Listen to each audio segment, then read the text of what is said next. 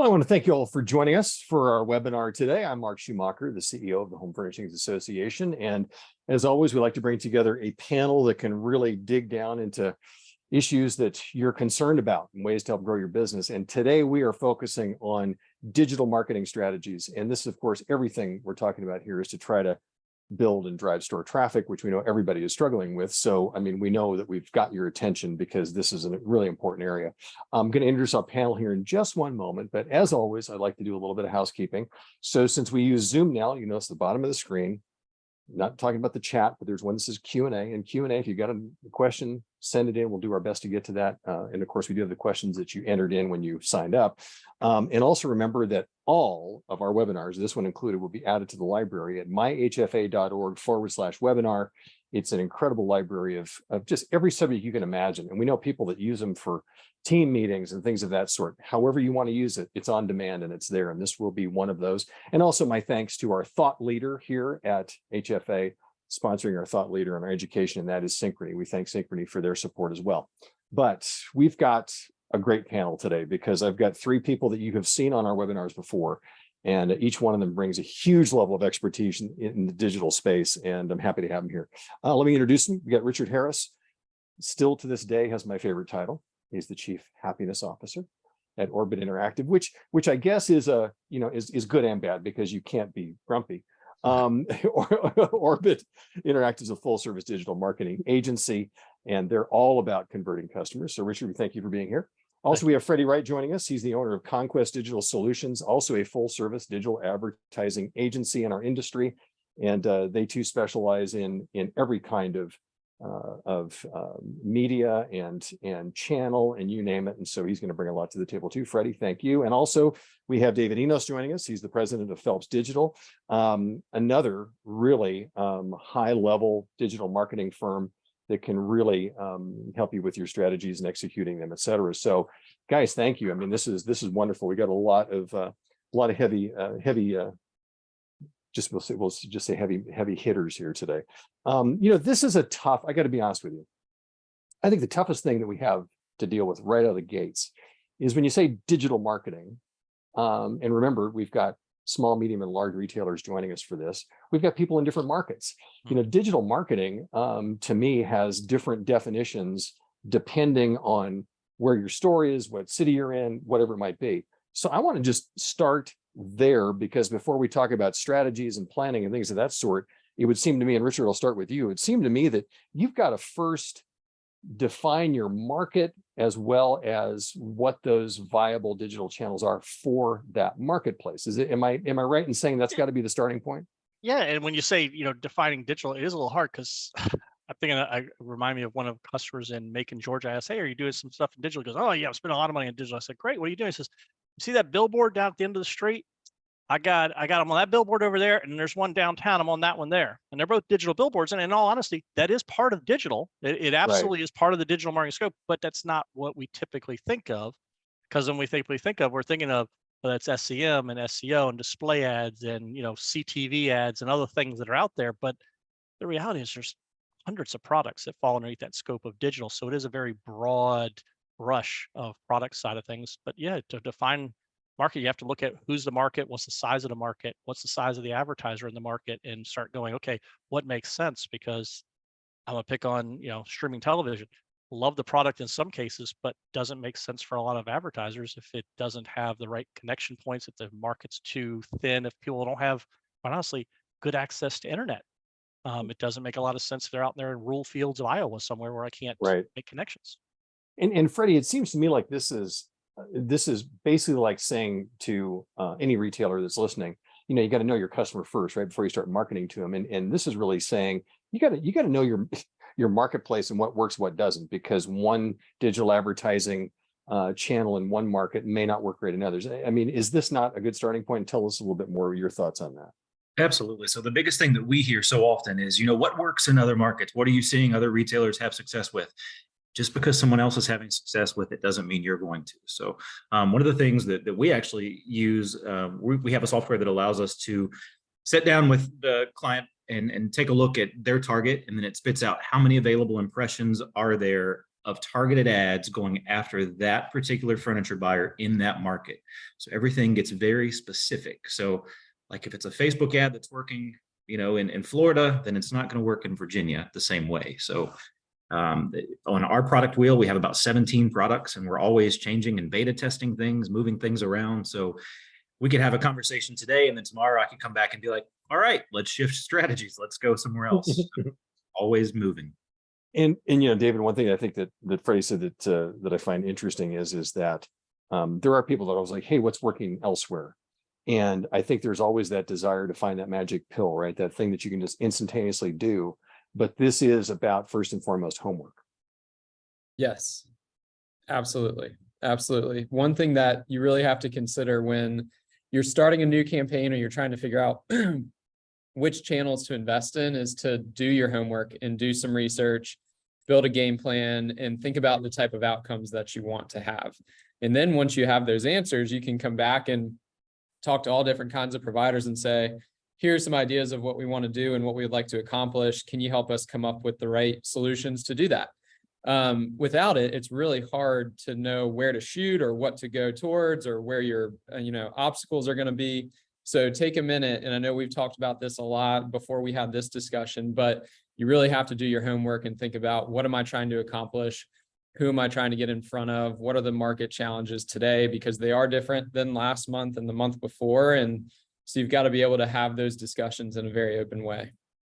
I'm just going to throw this one out to any of the three that you want to answer this, because, one of the things that you see, and I'm not making, and I'm trying to, irritate anybody or say that I think it's a bad answer, but so many people are just saying, we just got to drive traffic, got to drive traffic, got to drive traffic. I sense that that's not good enough for a goal.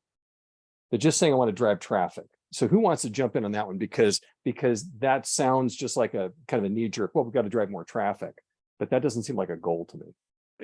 Traffic ends up being a arbitrary thing. I can drive thousands of people into anybody's location, but they're not going to buy anything if they're wrong people. It's when I look at people do giveaways. I mean, there's lots of, whether it's, we talk about like special financing, but I'm thinking of these people now, give you a cooler if you buy this, I give you this if you buy, and you have people that come in and they just want to kind of, let's see if I can get that or if I can win that, but they're not there to buy. I mean, that's why radio stations do remotes. It's the same 7 people that show up at every single remote. It's not like you've brought new audience there and they're not interested in doing it.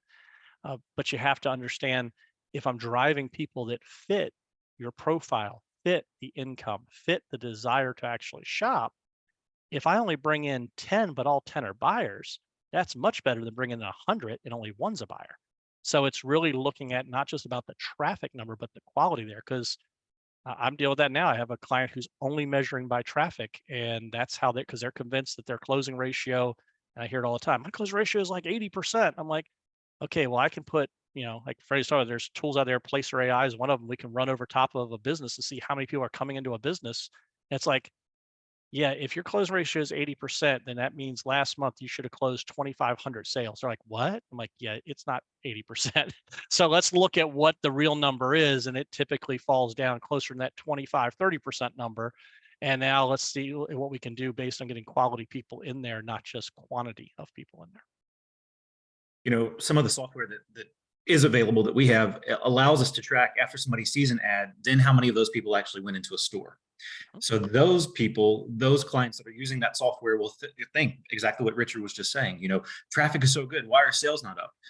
Then on the opposite side, we have client partners whose numbers through the door are low, but their sales are through the roof. And what we found is, especially since COVID, people are doing more research online before they step foot into the door. So we can drive traffic to your website, which I think is a good thing now, because people are doing their homework, especially in this economy. They're looking at prices and doing some comparisons before they even come to the door. So David, let me just to pick up on this. So I guess where I'm going at is this: should we have less fixation as business owners on traffic volume? Because I think that, like, just, Richard just even said it, he's got some clients that are so fixated on that. Is that just, just something that you should just not go down that road? I think the point about traffic, everybody needs traffic. You need people to walk through the door. You can still have them buy online. And those are two facts. We know that traffic's important. The thing that you should be fixated on is if you've got a traffic problem and you're trying to solve that, you need to understand why that's a problem. And that would probably require a number of different things, whether it's auditing your digital investments, auditing your website, taking a look at your digital footprint to see, okay, which sources are performing well, which sources are not performing well, do a deep discussion about those different investments, and then figure out where to reallocate to try and solve for that. You know, you mentioned a minute ago, there isn't a, you know, everybody wants this magic pill to solve the traffic problem. But there isn't a one solution fits all. And that's something I think we would all agree on, is you need to really look at your business and audit yourself to figure out, okay, traffic might be up slightly or it might be down slightly. And if my average ticket price is a little bit higher than it was before, is that because of the higher price of a good? Is it a more qualified buyer? But all of those things will help inform you on what to do to solve the sort of the potential traffic problem that you have. So traffic is absolutely important. You can have the discussion all day about quality and quantity, but at the end of the day, you really need to look at yourself and your digital business to figure out, okay, where am I getting traffic from? How are they performing? What am I paying for that? And are there better options or different options that I should evaluate? And then once you have those answers, you can start to work towards the solution, but it doesn't change overnight. So you've got to do, back to the homework thing, you've really got to do some homework to help uncover where you need to go. Well, the one thing I'd add is you bring up a big thing that I know is a challenge for a lot of people is measurement. What are you measuring? What's the part of that measurement tool that we're going to use, and how do I determine that ROI, and what are the key factors that make a difference in there? And I would say there are some that are the same for everybody, but there are definitely some that are different based on this type of store of what we're going to measure, what's going to be important in that side. And then do you understand where the measurement's coming from? Because we all have, we've all walked in behind somebody and it's like, so they sent you a form, they told you they sent 4,000 people to your site, and it's like, let me show you Google Analytics, and let me show you what you got really 1,000 people, and you see this where it says they were only on the site for less than a second. You got 1,000 people in bots, and it was absolute all garbage traffic. And understanding how to read what you have, what you're getting, and what that quality of that traffic is part of that too. So it's not only figuring out what the measurement tools are, but then decide, are you really getting the real answer to those tools? When, the thing that I love about this early on in our conversation is that where we're putting everybody's mindset, right? It's because, before you get to the point of, how much do I spend here? How much do I spend there? We're really talking about defining, getting to know really what is effective in your market and what's effective in your store. What are the things that are working and how that works with your demographic? Because if you don't have any of that, then you're just throwing everything up on the wall and hoping that something sticks. I mean, Freddie, is that, am I hearing this, kind of pulled together properly? Absolutely. Yeah. So we always have that initial kind of CNA, client needs analysis meeting, and come up with market specific things, store specific things. Has something happened in your geography recently that could have impacted sales? So many different things could play a factor. And then we look at available categories and then come back. So everything is very specific. Absolutely. So I guess a question that came to my mind as I was researching all this is that for the retailer out there, no matter their size, how do they know that the goal, let's talk for a minute about the goals of your digital marketing strategy. How do they know the goal is the right goal? Let's talk a little bit, and David, I'll start with you on this one. How do, me as a business owner, how do I know that the goals that I have for digital marketing are the correct ones and not just sort of, that I'm just kind of, painting by numbers? Yeah, I'd say part of it is, if you really go back to think about where you've probably had many different goals over your timeline as a digital investor or an internet business or a retail store. Using a little bit of your history is going to give you an advantage. So if you think about, I've invested for 5 years in digital and I've worked with all these different companies and I've seen different stuff over time, having somewhat of an idea about what you see today to give yourself a baseline or a benchmark is going to be the first place to start. So if you think about your benchmark, then you can kind of uncover that and say, all right, now I'm going to really think about these goals, because part of what I'm seeing is a total traffic number in analytics, then I'm seeing click-through rates or conversion rates. But if you keep going back layer and layer and layer, you can start to understand where your goals and priorities need to be. A lot of that's going to have to be in a discussion about where the business is today. If you've got certain categories that are moving better than others, or if there's a better inventory situation with one supplier than another, those are informative to everybody on this call as digital marketers to say, okay, now if I understand a little bit more about the business internally, I can help you understand the right goals and metrics to pay attention to, and then we will set the goal. So if you're, having a discussion about the bedding part of your company, and you're thinking about, gosh, I want to take the mattresses from 10 to 15% or from 5 to 10%, that's a very specific goal. And there are things you can do and different tactics and strategies you can apply to say, all right, let's go and try to tackle that and move that up a little bit. The same with the broad furniture category or outdoor or anything in that nature. So it really is a little, as much as I want to say, it's just uncovering your analytics and diving in to look at that. You have to be willing to share as much information as possible with any provider to help them understand where to apply the right goals. And I think Freddie and Richard would probably agree with that, is more of an open discussion can help you set that. But generally, you want to have a little bit of data and a little bit of history to be able to say, okay, you are on track or off track, and then here's what we need to do to hit the reset or move forward in a different way. And I would add that one of the things that we do in digital pretty consistently, and I think almost all of us do the same thing, is every 2 weeks you're recalculating, you're remeasuring, you're checking to see if what you think was going to happen happened. The reason for that is a little different from the typical traditional media side, the TV, the radio side of things. It's 3 months. You got to go in for 3 months to see if something's going to happen. In digital marketing, we call it, a MarTech. It's a marketing stack. It's just a stack of different products, but how you layer those products affect and do things differently. And so I always tell customers, what we start with is not what we're going to finish with. So we put a layer and a stack together based on the best information we have at hand, based on the goals that you have in mind. But then, something isn't hitting, it's just falling flat. And that could just be your market. It could just be that product. It could be the ad itself. There's multiple things, and we can test and A/B some of that out. But the reality is you got to be willing to yank it out of there and willing to call the baby ugly. Get rid of that. Let's put this in. So as Freddie said, you're like, look, I got multiple products. Yeah, we all got a lot of different choices of what to put in there. And we're going to start with what makes the most sense by the goals and the tactics that fit your business.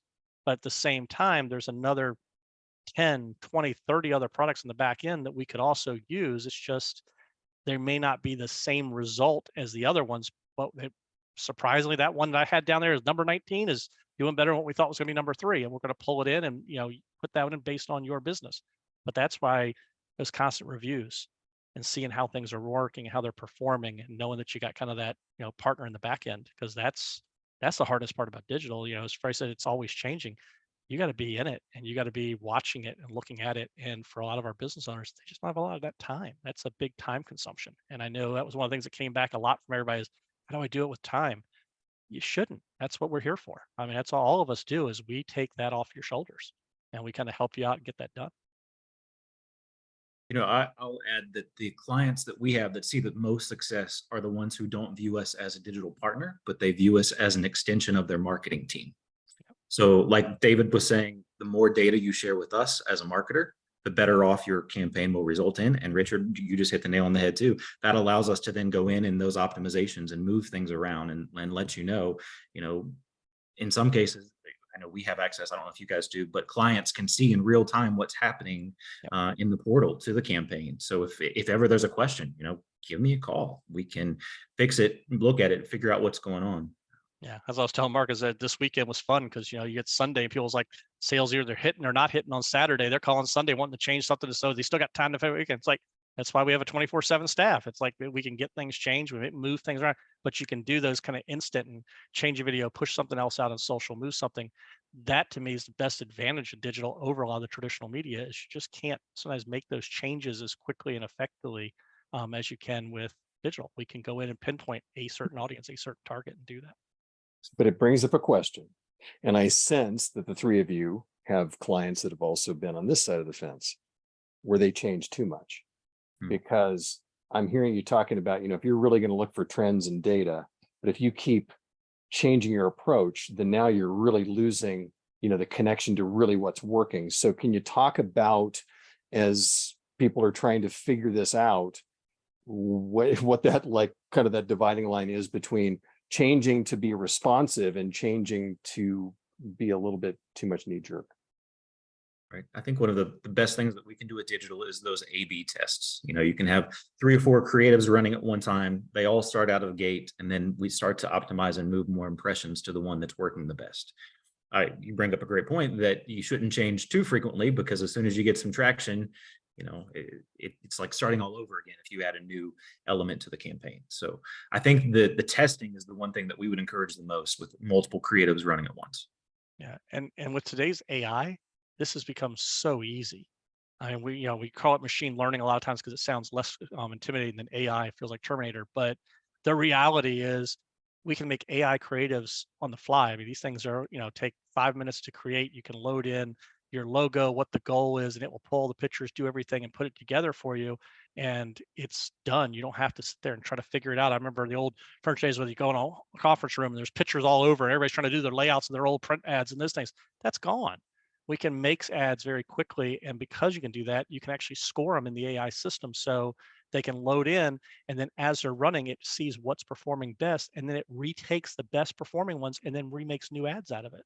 So you actually have it making new creative as the campaign's progressing. So it's making changes on things it can see that, quite honestly, as a human, we can see some things. We just can't see them, the small trending pieces of as fast as it can. So there's a lot of really cool technology nowadays that, you just need to be involved in, but it's hard if you're just not talking to it. But David, these changes though need to be still within the scope of your plan, if you will, or be adherent to the data and the things you're working with and moving you toward your goal, right? I mean, we still don't want this to be just something that's just interchanging all the time. Yeah, absolutely. One thing I was thinking about while Freddie and Richard were talking a minute ago is situation came up with a client 6 months ago where they wanted to go and spend a pretty big dollar amount, and they were spending between 50 and 80K a month. And they had mapped out different months where they were going to go up and spend and then down. And then you get situations where folks say, well, we're just going to cut this pretty substantially. And so we're going to go from 50K to 10K. It doesn't matter the number, but if you think about the number of changes that you might have within either your campaign structure or your budget, if you don't give it time and give it some consistency, you'll never really know where your good hitters are and your bad hitters are. So whether it's changing creative, you can make those adjustments, and there's AI and there's really smart people who are looking at this stuff. And you can change your categories and you can go up and down on your budgets a little bit, but you need to give yourself some parameters to say, all right, I'm going to go ahead and give myself this block of time to move things around a little bit, but I'm not going to 10x my budget 1 month and then cut it back the next month. It's just not healthy, and it's not going to give you a true picture of what you need for consistency. You should plan out, if you had the time and you really wanted to do it right, you should plan out a year and say, all right, here's sort of where my holidays are. Here's where I know I need to beef up a little bit if it's slow, or, swap things in and out. And then if you at least have that framework, then you can go and make different strategic changes and adjustments. But you're not going from 0 to 100 or 10 to 90. And so you've just got a little bit of wiggle room to be able to say to your provider bench, here's what we've got on the horizon. Let's work on some stuff. We're going to make changes together. What do you recommend? Here's what we're going to do from an investment standpoint. How can we keep, marching towards that goal or move it further down the field? But you've got to have some consistency to it, which I think goes back to your point about, how many changes should you really be making? And you can make a ton, but it's not always going to impact you in the way that you would want it to. When you guys were talking about all of these, really kind of, cool approaches and everything, and I know that it, got the interest of everybody listening. And then when you just said, 50 to 70K a month, and you're talking about a larger retailer, obviously, and everybody just half of our webinar viewers just fainted. But let's talk about that for a minute, though. Let's just do that. And I'm not trying to make this a commercial, but I think it's important to give people perspective. And I'll throw this out to any of you that want to jump in. But let's talk about that, because there is a sense, and we saw this in some of the questions before the webinar started about, I'm small potatoes. I'm not going to get this kind of data. I'm not going to get this kind of attention. And I've got a small budget. Can you guys respond to that? Because I want to make sure that we've got everybody in the room being heard from when it comes to, that small singular business that doesn't have an unlimited or a very large, budget for all this digital advertising. Absolutely. I think that's one of the cool things about digital is you can, like we've been talking about, you can measure it, you can place it strategically, you can make that budget go as far as possible. So us at Conquest, we work with clients that have as little as $2,000 a month. We have those clients that are on second, third, fourth tier, way on up, but everybody gets the same attention. We have a staff that will talk to you and treat you the same way as the quote big spenders, if you will. And everything is still customized. We still take that same approach, still guarantee the quality of the impressions. It's a big field out there, but everybody can have a fair play.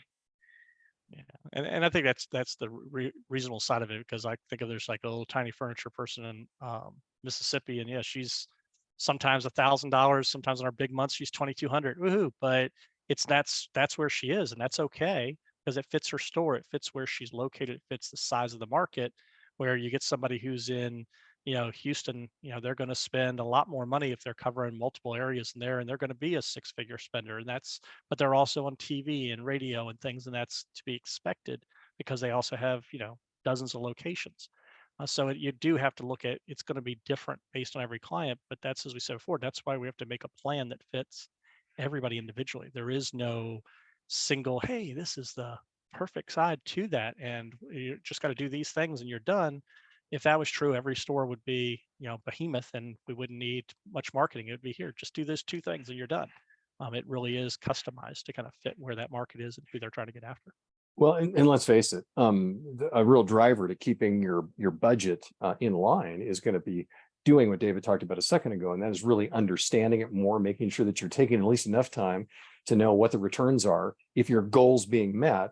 If not, whether you're spending $2,000 or $200,000 a month, you're going to be wasting money if you don't. I mean, David, let's just before we move on, let's just exclamation point that sentence, because that's really the key thing here. That's about not only driving traffic and doing what you want, what your goal is, but it's also that's helping you on the budget side not make really bad decisions. Yeah, it absolutely is. And it all goes back to the to the homework and having the open discussion about goals and priorities. And so that way, if you are looking to make a big jump or you're looking to get started, your providers and your team can have an idea of what to do, how to do it, what to map out, what to prepare for. And again, whether you're just getting started and you're a mom and pop or you're a top 100, those type of conversations are really informative. And whether you've got $1,000 a month or $100,000 a month, there's different outcomes that you should expect for those budgets and your different markets and the different tools and tactics you should utilize. So coming back to your goals is really important. But regardless of the spend, if you think about your market and the size of your business and what you're trying to accomplish, you just have to get started. And if you're already getting started, you're questioning, how do I level up? Where do I go for the next level? What do I need to do? And those are all just open conversations you need to have with your team or your providers or whoever it is that's helping you make these decisions. Okay, let me ask, and I'll throw this out again. You guys are doing a great job of just grabbing and going here. But two-part question, since we're talking about budgets. You guys know it because everybody who's ever engaged you or talked about being a prospective client for y'all asked the same thing. So first of all, let's get this one out of the way to see if it's answerable, because this is on so many questions. So what percentage of my advertising budget should be digital? I see the look at your face. You're like going, well, I've heard that 3 times this week. Go ahead. Who wants to take that first? Well, I would tell you nationally right now, if you pull the McDonald's, the Coca-Colas, the Home Depots, all those things in the world, it's 50% or more, which is kind of a frightening number when you look at it. But that's because that's where the world is kind of shifted to. It's not that's because it's the only thing working for them. It's where you're reaching more people. It doesn't mean that every market needs to be at that point. I look at pay-per-click dollars in the same way. If you look at pay-per-click in Google, it's 50 cents every ad dollar in the digital spend universe. But there's clients out there who don't need a lot of pay-per-click, especially in the furniture. That's not a huge spend area. So it's like, okay, what fits for your market may be very different.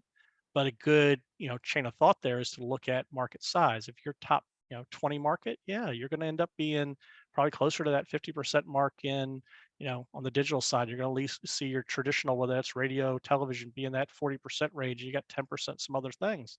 That's not unusual. But it's when you start moving down to smaller market, digital may become 25, 30% because you're living and dying off of that local radio. Or, I was joking with Mark earlier. I said there's only 4 newspapers in the country that are actually growing, and all of them are in retirement communities. So it's the Villages in Florida, Sun City in Arizona. It's like, so if you're in Villages, Florida, I'd say, yes, you need to buy that newspaper. It's great. So it's, finding what things kind of fit for your market that may be a little unique and different. But that's the cool opportunities. That's why when we look at, for all of us, we're all full service side. We don't look at it as, hey, you just have to buy digital. All of us can help with traditional stuff and put out and do planning pieces and things. So it's the opportunity to look at your whole entire, you know, Mhm. budget as one thing. But don't forget, you're also looking at your budget as, and nowadays they refer to it as an omni-channel budget. It's not about just reaching the new customers. How are you following up with the old customers? How are you getting people to come back and repeat? How are you getting people to Yep. buy again? 15% of your budget has to be on following up with past customers. And most clients are like, what? They're not spending any dollars there. But that's where 40, 60% of your sales can be every year. Right. So growing that area a little bit is the least expensive return on investment. Freddie, David, any thoughts about the veritable question about percentage of ad spend that goes digital? Absolutely. So I was just kind of thinking, one thing I mentioned it a minute ago, we kind of take that question when it's thrown at us and we do some reverse math. So we keep coming back to everything is custom, right? So we look at who are you looking to reach? What's your geography like? We subscribe to a software that allows us to plug all of that in. And it says of the available ad inventory reaching those specific next customers, what type of budget do you need?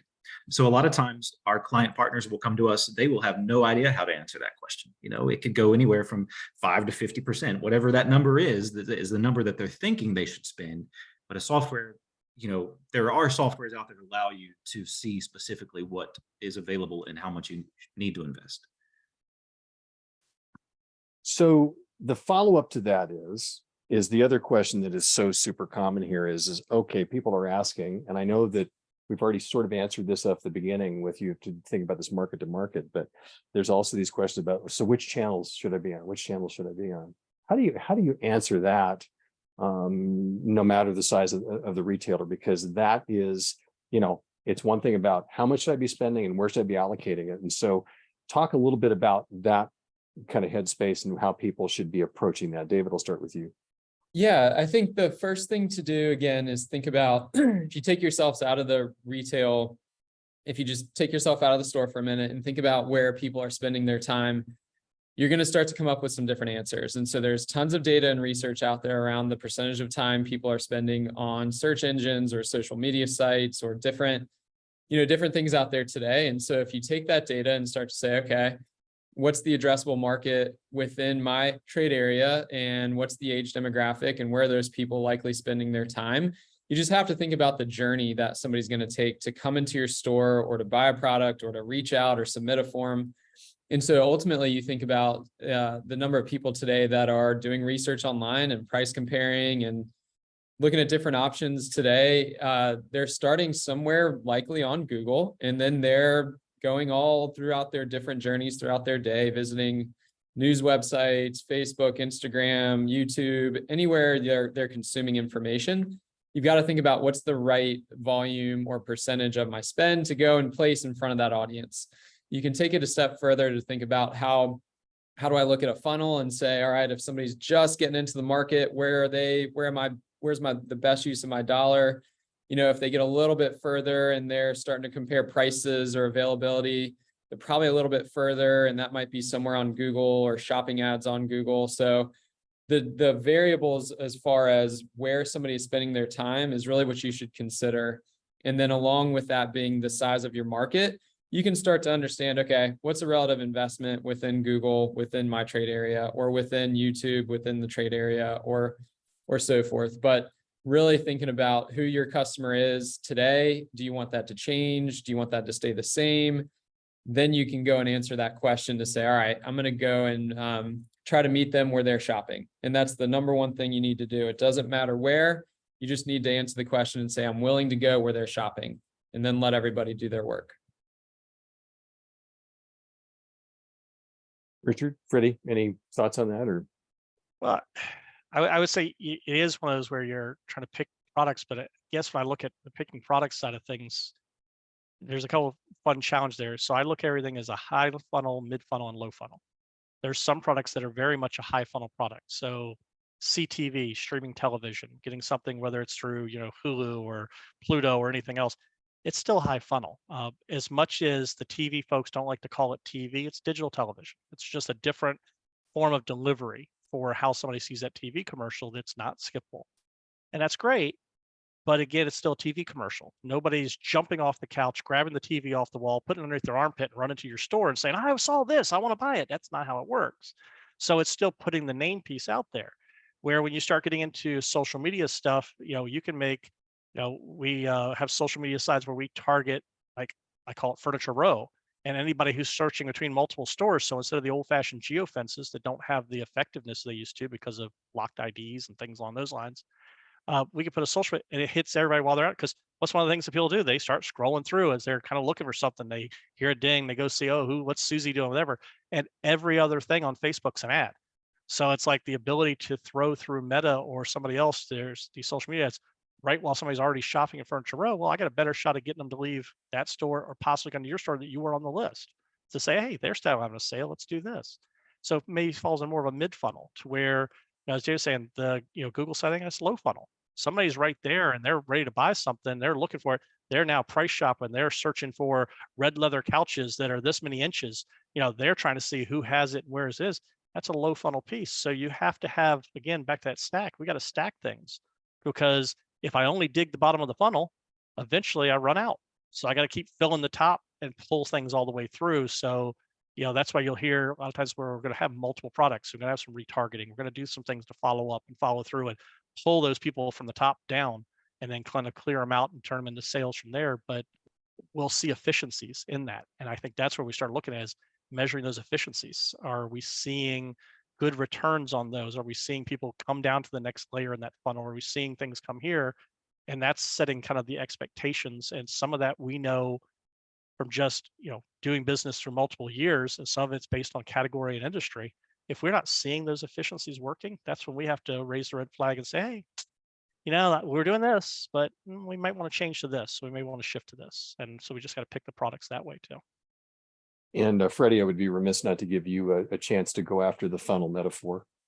Go for it. I think one thing that came to my mind is software that's called cross-device targeting. So conversation started, David, talking about different places to put the ads. Richard, you went there too. But with cross-device targeting, we follow that next customer wherever they go, right? So the ads could start appearing to someone on Google, and then suddenly they are on their cell phones, and all these. That is a very effective way to stay with that person. So back to your original question, where should you place the ads? Something like that could be an answer where AI kind of helps, artificial intelligence helps to fill in those gaps. Okay, appreciate that. It was interesting, and David, you said this a few minutes ago. You talked about, it was really I felt like you were doing a little comparison between the buy of whatever, the digital channel piece is and the product. Can we talk a little bit, and I'll throw this one out just as a jump ball here so anybody can take it. These things go hand in hand, but is there one that gets more emphasis? Is it the content or is it the placement, or how do these two things dance together? Because I really heard from you that, boy, it's like you can have great placement, but it's also that content piece, that product piece is like the thing that can really drive you to that goal of getting more traffic in your stores. Yeah, I'll say really quickly, and I think these two guys will have some other great things to say about it as well. But thinking about if you have got a site visitor and you earned that traffic, right? You went and paid for that and they visited you, you'd be remiss not to try and follow them, right? And see if you can pull them back into your store, or see if you can pull them back with an ad that's really tailored to the product specific that they were looking at. These are all capabilities that folks can do today. So if you really want to think about, is it the placement? Is it the creative? Is it the timing? Is it the different venue or channel? All of that plays together. But luckily today, there's such great technology where you can literally follow somebody with the bed that they were just looking at, and you can follow them and send them emails potentially with an offer that's really specific to them, or you can text them and have these conversations. So just thinking about what you do with your traffic and what you do with your data is really important. But yeah, I think it's a toss up. You know, you could have the best looking ad in the world, but if it doesn't get clicked, then it didn't perform like you wanted it to. So you've got to evaluate that and be willing to say, okay, maybe this needs to change, or maybe I need to change the venue or the target that I'm going after. So I hope that answers your question, but I do think Freddie and Richard will have some good answers too. I'd love to hear what their thoughts are. I think Go ahead, Freddie. sticking with that audience and following them onto whatever website or app they go to is important. I will say from our experience, anytime we switch up creative, let's say, we're coming off of the Independence Day sales now, starting to switch up to summer sales or whatever it is, we will see a lift in website traffic just because we're sticking with that same target consumer, that next customer, but the creative changes. So suddenly now they're seeing a different message in front of them. So it's a hard toss up. Well, let's pause for a minute. That's an interesting thought. So there seems to be a little bit of consumer conditioning there, was the word I would use. Massively. Yes. Okay. And so what we're talking about here is that there's that bit of FOMO, something new, something different. I mean, is that what you're talking about, Freddie? Well, I'll say it's not even just FOMO, but I think it's also we have bad conditioning. And I would say in our industry right now, we've badly conditioned people to every holiday. And it's bad for the stores, because what you have is 2 or 3 weeks where, it's just sucking wind and, okay, good. July 4th here. I'm going to save my bacon. We're pushing all the money and all the effort into like one heavy up. And the reality is we've done this to ourselves. We've conditioned everybody into wait for the holiday, wait for this event to try to make it epic and make it something that's bigger. And it's not just one store, it's all the stores. They're starting to follow these patterns. Because if the big guy does it, it must be right. Let me do it.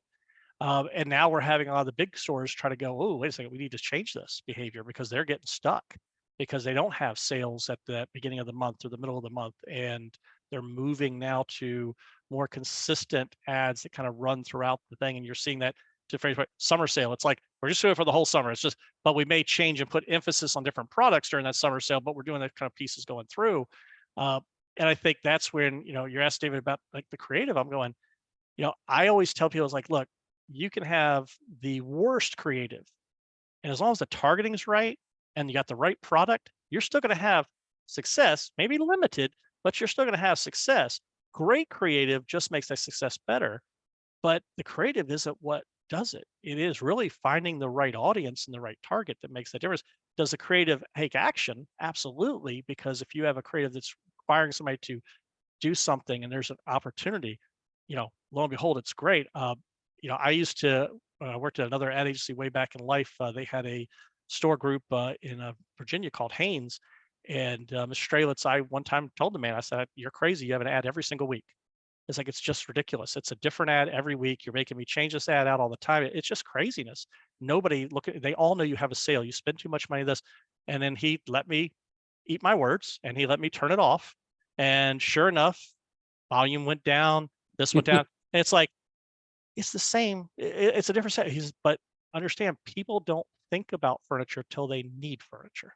He said, so if I'm not there when that need arises, they don't realize it because otherwise I am white noise. Because if you don't need furniture, you don't care that I'm having a sale and you don't care that you don't make payments for 12 months. It's not a big deal. But you said something really, you're in there. But Richard, you just made a really great point there that you kind of started out and you really nailed it is that, so that's a conditioning piece, right? So there's somebody that at the time was conditioning the audience to know that every week there's going to be something different. And I don't want to miss out on that. So guys, let's just give a great takeaway. Let's give each individual here a nugget for those people watching. And David, I'll start with you. So with that in mind, what should they be doing to properly condition their potential customers? Because we're talking about driving traffic with this digital strategy. What should they be doing? How do we do that? Just, rather than just, Memorial Day, July 4th, et cetera. So what are we talking about? Give us some best practices for the folks watching. Yeah, I think I will start by saying, I think it's really hard today to change the conditioning that a consumer has. I mean, you think about, I add something to my cart, I'm not going to buy it until they send me the 20% off coupon, and I think everybody's done that. And unfortunately, we know that behind that wall, there's somebody with an email hitting a button that says, David's going to buy this if I send him this thing and I'll save a little bit of money. So I think people are definitely conditioned to like wait for the offer. I think the offer is important, and I think it's hard to get away from that. But the thing is, they got me to add something to my cart because they were in front of me throughout my journey. And so even though I may not have been in the market to buy that moment, they were there. And back to Richard's point, you've got to be in front of people when they need something and when they don't know that they need it yet. So you've got to stay and have some consistency. And whether that's branding yourself and just putting out cool content, just having a consistent presence, there's a lot of things you can do to stay out there and stay active. And I would encourage everybody to consider that. Think about your content calendar. During the times where you may not have the biggest offer ever, you want to stay engaged with the people that have shown interest or have gone to your site before, or your current customers that are hopefully your next customers. So stay in touch with them. And it goes back to sort of the grassroots of staying in touch with your friends and the people that you do business with. You've got to consider that. And so you need to just think about having some consistency. That would be my best piece of advice, is even if things feel slow, that doesn't mean you pull back. You've got to be consistent, because it will come back. Somebody will see something, and as long as you're there, you're going to have an opportunity. And Freddie, I saw you react to my using the word conditioning. Is that a good word or a bad word in this instance? Oh, wow. I think that, like I mentioned, anytime we switch up creative, switch up that message, for better or worse, right? Conditioning, it gets that reaction. So I think having some content out there is better than having none. So, I'm sure a lot of people on the call right now are probably afraid of taking that step, that first leap, but just doing something, kind of back to what David was saying, doing something is better than nothing. So whether, that audience, is conditioned for that big national sale that's coming up, or whatever you've done in the past, doing something is better than nothing.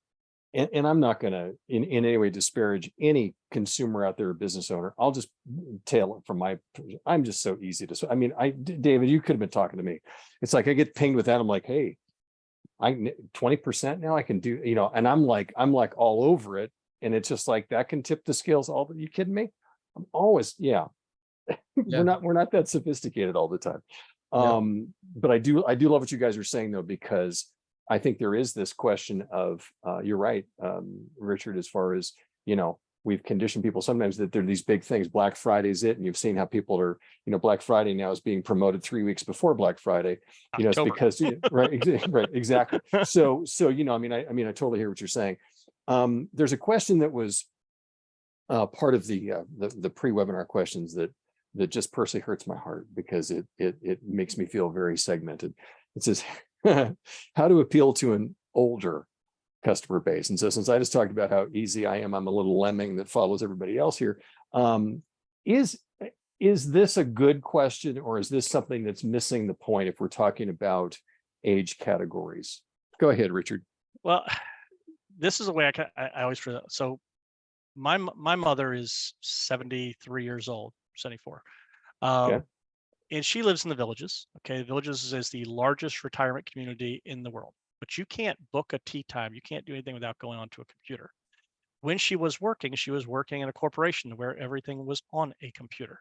And she did it all the way up till retirement. So when somebody says you can't reach that older audience because it's online, I was like, what older audience are you referring to? Because digital's been around for 30 years. We've been using computers and things as an ongoing internet and stuff for over 20 years. So when somebody is like, unless we're talking about 80 and 90 and octogenarian type, these folks are still using, and I always make the running joke that Facebook is grandma's social media. It's very hard to find a young person who really cares what Facebook has on it. It's really the older side who uses it to follow family and see what the grandkids are doing and such. And the grandkids have the fake accounts because mom told them to have one just so grandma can see stuff. It's not there for anybody else but that older set. So we made it uncool for young people. Absolutely. That's why they invented Instagram, and mom went to Instagram, mom's on Instagram. So now you have Snap, and you got TikTok, and you got Twitch, and today you get Thready. So, it's all the kinds of ways of doing things, but that's the whole thing, is we can find segmentation of audience very easily. So you're not going to miss because, it's the fun stuff. It's going to be TikTok. I got to do a fancy dance. So I'm not going to reach old people. There's very few. I have 2 stores I can think of that have used TikTok, and they've used it in a very unique way for their clientele. It's not the right thing for everybody. And that's the whole thing. You can pick the products and things that fit for the clientele you want, but reaching older audience is actually one of the easiest things to do because they spend more time researching. They spend more time looking up stuff. They look for that price. They're more savvy on that side of things, and they're not as quick to go, ooh, that's cool. Let me do that because a Kardashian said so. That's the younger side falls into that trap a lot easier. So that influencer marketing and things kind of fall in there, not as much on the older side. So Freddie and David, would you guys agree that you shouldn't, that any retailer out there should not just assume that digital is only for the young folk and they got to do something entirely different for their older clientele?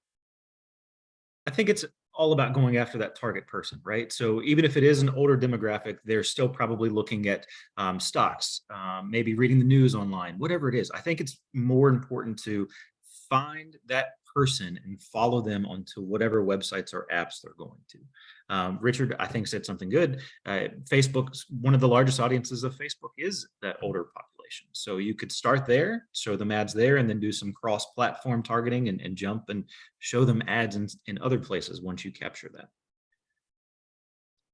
I think the hard thing to swallow, I guess, would be, if you're really thinking about an older demographic and you think about how do people consume their media, there are still markets and stores that invest 50% or more into traditional media. And some say, you know what, that's great. There isn't as much tracking to that to prove otherwise, which is the great thing about digital is you can get really into the metrics. But, if somebody really knows their market and they've got a pulse on where their buyers are and they've got good data and they know what's working for them, they might say, here's a chunk of traditional that I won't stop for a while. And that's totally fine. If you really think about how to address that audience in a digital format, like everybody said, you can use different tools to figure out where are my traffic sources and how old are they? What are the demographics? Just looking at your analytics, you can get a ton of data and information about that. You might even want to consider investing into something like Bing. If you think about Bing as an older demographic with a higher income, maybe that's a really small portion of your digital budget, but it's a different user than, say, the 25 to 40-year-old or whatever that age gap is that you're thinking about. So like Freddie said, too, thinking about where they consume their media, where they get their information. Some people get a newspaper, some people check online, and there are ways to reach them. You've just got to think about, all right, here's the older demographic. It might not be everybody I'm trying to go after, so I'll put this much here. Otherwise, I'm thinking about the next generation coming through or the people that are in the market today. And that's largely going to be people doing research online and trying to find your store address, look up directions, see what you have in stock, compare your prices. And so I think the age regardless, you just still want to meet the person where they are getting their information, and you've got to be there when they're ready to buy. And one of my opinions is that one of the biggest byproducts of COVID was, and this I think really got into my age demographic and higher as well, is that when we were faced with not going out and then we now had to really get into this home delivery, whether or not you were embracing that or not, and that has not slowed down. All of those avenues and that desire to do that, no matter the provider, is as strong today as it was then. I think that's changed forever. And so I think this question, I think it's a good question, but I think it's not as impactful as it was, because I can just tell you, sitting in this household with two, mid-60s, adults, we're on digital all the time and looking at stuff and looking for stuff, et cetera. So you guys make a great point, but I think our world changed. I think it's one of the big byproducts of COVID. We're just doing that more, no doubt. And Yes, to add a little color, of course. David said Bing. I always chuckle because when we throw it out to clients, they go, Bing, who uses Bing? I said, every person who gets a computer for Christmas, who happens to be over the age of 55, who doesn't know how to change it to do Google or something else, just leaves the Bing thing in there. And I said, because they're not going to change it. And they're like, oh, never thought about that, because Google doesn't come loaded on computers unless you buy a Google computer. Microsoft is what comes with everybody. So it's going to be Bing. And it's funny how many people just have that. It's just there. You see it like, how are you using Bing? I don't want to go through the hassle of changing it over. Okay. There you go. Wow, that's a huge takeaway. Good stuff. Appreciate that. And we've got a few more minutes, and I just thought I would end with this because we've taken us from really identifying your marketing goals. We've covered a lot of area here today to really help people I think, manage and navigate the digital marketplace better to drive people into the stores. And so I think it's been a great conversation. But I wanted to ask this one, because this is a good question that came through. When it comes to ROI, are there any of these channels that are better than most in data and in giving you an idea about what what kind of return you're getting and what your analytics look like? Are there some that are better than others, or can you give people an idea if they're, I guess what I'm saying is, if they're dabbling their toes, are there a couple that you think are a good starter point or a good way to expand more, that you feel like they can really get some great data coming back the other direction? I'll just throw that out to anybody. Site retargeting. The factor that you got somebody who came to your site the first place is you need to be followed up, but it's not just site retargeting. It's, Dave mentioned like dynamic retargeting, where you're actually targeting with the same, couch they looked at or bed mattress looked at. And a lot of times that requires you to have feeds. And as we know in this industry, it's not easy to get all the feeds of all the different locations and things out there. So you can use scrapers, you can actually do custom pixelation. There's a lot of things you can do to have that feel and effect. But I think site retargeting is one that people miss out on. And then I refer to it as residential addressable, but taking those past customers and targeting them so that they feel like they're, kind of a special club, and you're targeting them with an ad that releases before somebody else, or it's a custom piece towards them. Because again, that omni-channel, I want to make them love me within the first 100 days after that purchase. But now I need to try to get them back in the store to buy again, because they started with the living room. Now I got to get them to the dining room. Now I got to go to the bedroom. How do I step them through that process? Those are the two least expensive and quickest ROI areas, at least that we're seeing. But it's really hard, because when somebody says ROI, you're looking at the overall ROI, not the byproduct. And I say that because something like streaming television, there's no click. Nobody goes up, slaps a 55-inch TV, and we see it transition to a e-commerce buy or something like Right. that. It's just that it's a traffic side of things. So, but we have to then look at what's the lift, what's the overall sales when I combine these products together. So a lot of times you're looking at ROI as that overall, not necessarily by a single product, but there are products that we see a much faster return on. And we see that immediate result, because to Freddie's point, there's a lot of things we can do nowadays to measure a customer returning to a store. So we can see that return, especially if I got a list of past customers. Look, Angie came back in and bought again. That's a really easy return on the store. And you already do it probably with emails and other things. But if I'm going to send an email out, or I'm going to send a direct mail piece out, why wouldn't I also follow it with a digital pattern around them to get them to come back in? Make the money 100%. most effective. We get a 20% lift on direct mails and emails by doing that. So it's just, how do we get that lift to really make a difference in the money? Yeah, I was definitely going to say address targeting, whether that's showing ads specific to people who have come in and applied for credit. They've been approved for that credit, but never spent it, right? They can get a very specific message saying, you have money to spend, come shop with us. Those ads could be served up on OTT, connected TV, Facebook, display ads, any of those places. But then another one that we see a lot of return on investment with, and it comes with some reporting that proves that return on investment, would be taking, and this kind of goes back to the beginning of our conversation, actually, what creative works, when it comes back to that creative message. So I would venture to say most everybody on the call here today has social media presence. So Facebook and Instagram posts that have previously worked. Take that creative and use a software, we call it Social Mirror. Make that image, that post, become your ad, which is shown inside of your websites and apps, because it's worked if it's gotten high engagement on social.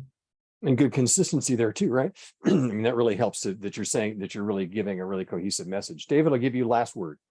Yeah, I'll say something a little bit different, just so people can be thinking about this, is within Google, there's something called shopping ads. And so if you look at local shopping ads, there's an opportunity for you to show up with your product and a price in your store within a picture of the product. And it's the first result on Google in most places. But if you think about somebody really looking to buy and compare price, if you can put yourself there for a relatively low cost per click, and you can win the business, and you're priced well and you have good inventory, then you can see a direct ROI from the cost of that click to a sale on your website. It's an easier measurement from an ROI standpoint through businesses investing in e-commerce experiences.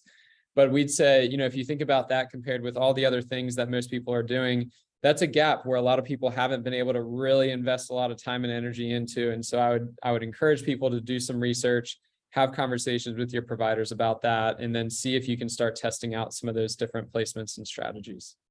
Outstanding. I want to point out, by the way, that this webinar is part of our digital marketing resources that are available to you all the time on our webpage, myhfa.org. And it's a great resource to go there, not only for the webinars, but and any number of other resources we have. I want to thank our panel. You guys were awesome. Appreciate it. Richard Harris, Chief Happiness Officer at Orbit Interactive, Freddie Wright, owner of Conquest Digital Solutions, and David Enos, President of Phelps Digital. Gentlemen, we thank you very much. And what I always like to do, especially when we're talking about driving traffic, is end every webinar wishing everybody really good sales and also, most importantly, good health. On behalf of all of us here at HFA, I'm Mark Schumacher. We'll see you next time.